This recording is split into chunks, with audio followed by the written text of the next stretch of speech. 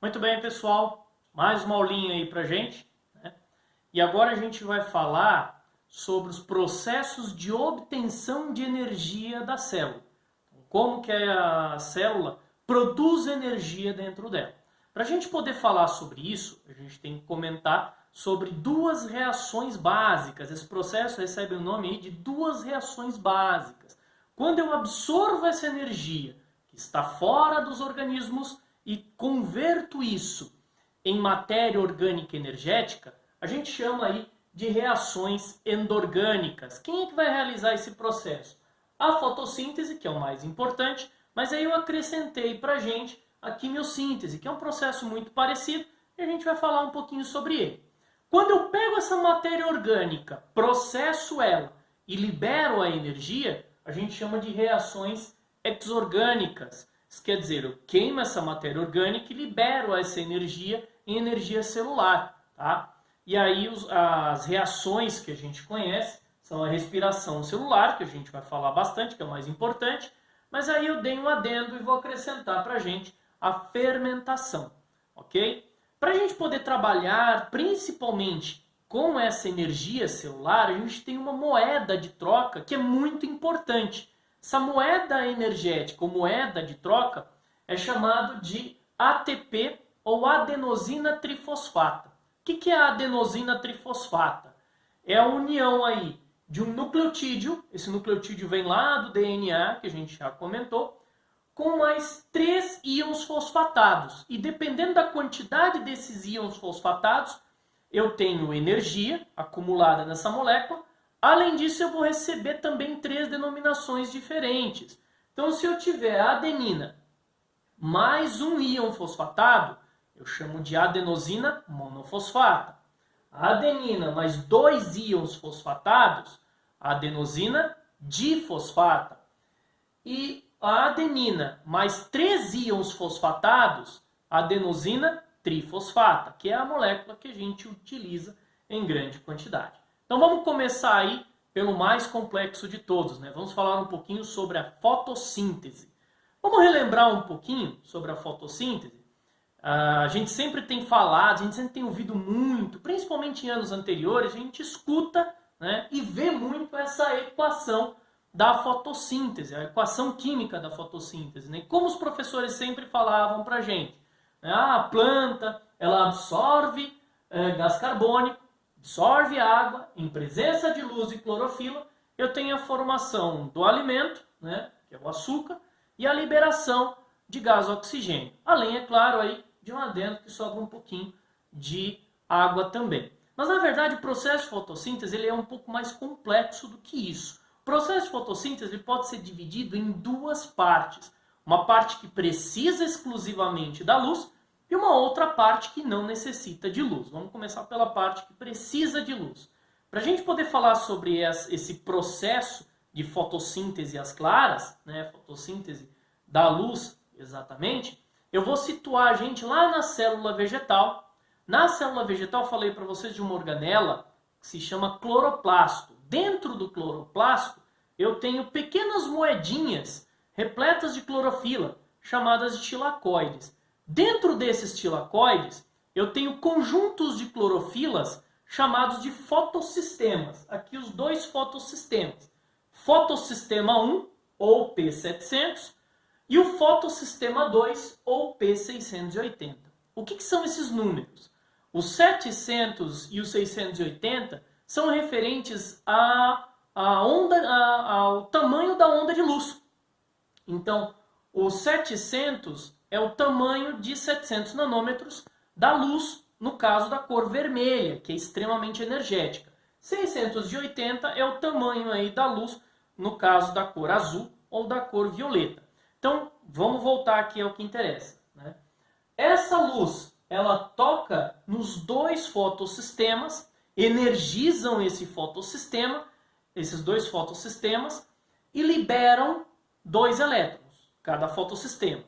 Esses 2 elétrons vão passando por um conjunto de múltiplas moléculas até chegar na formação de um NADPH. Esse NADPH, ele carrega essa energia por um tempo. É o que a gente chama aí de molécula carregadora né, transitória, só por um tempo. Esse processo todo é chamado de fotofosforilação. Tá? Então a fotofosforilação ela depende exclusivamente da luz. Tem a produção dos NAD/pH repletos de energia. Todos os NADs/pH saem do fotossistema e vão para um ciclo chamado de ciclo de Calvin. Lá eles vão ganhando carbono e vão formando o açúcar, a glicose que nós conhecemos. Aqui no ciclo de Calvin eu não preciso de luz. A luz só foi necessária lá na fotofosforilação. Beleza? Então isso é a fotossíntese, gente. Dá para perceber que ela é um pouco mais complexa. A quimiossíntese é muito semelhante à fotossíntese, porém eu não tenho luz.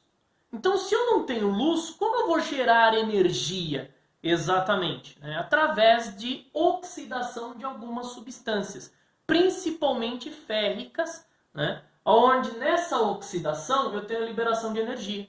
Como eu não tenho a luz solar, tem alguns micro-organismos que vivem em ambientes aí, onde eu não tenho a presença de luz solar. Então essas reações orgânicas, essa oxidação, vai liberar uma energia que vai para um processo muito semelhante à fotossíntese. E ali eu tenho a produção de matéria orgânica, claro, em baixíssima quantidade, né?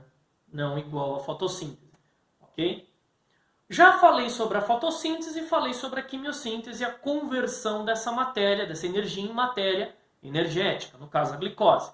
Agora vamos falar da queima dessa glicose. Quem vai realizar a queima dessa glicose? Vamos começar falando pela fotossíntese, pela respiração celular. Então, no caso da respiração celular, né, a gente usa como principal ator a glicose. Essa glicose ela é jogada dentro da célula. Quando ela chega no citoplasma da célula, ali começa todo o processo dessa glicose para a liberação de energia. Ela vai passar por 3 processos básicos. São chamados de glicólise, que é a quebra da glicose, o ciclo de Krebs, que é a formação de ATPs especificamente, e a cadeia respiratória, que é a formação aí de hidrogênios, né? E também a formação de ATPs. Então, dentro do citoplasma, essa glicose ela sofre uma quebra, né? Por isso que é chamado de processo de glicólise, formando 2 moléculas de gliceraldeídos.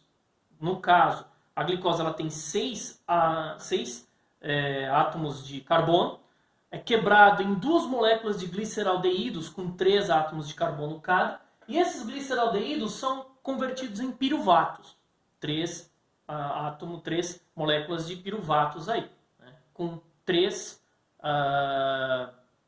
átomos de carbono. Esses 2 piruvatos, eles são levados para dentro da mitocôndria. Dentro da mitocôndria, esse piruvato vai ser convertido no final ao acetilcoenzima A, que se associa ao oxaloacetato. Lá ele entra num ciclo onde ele vai perdendo carbono e formando múltiplos ATPs. Esse ciclo é chamado de ciclo de Krebs. Tá?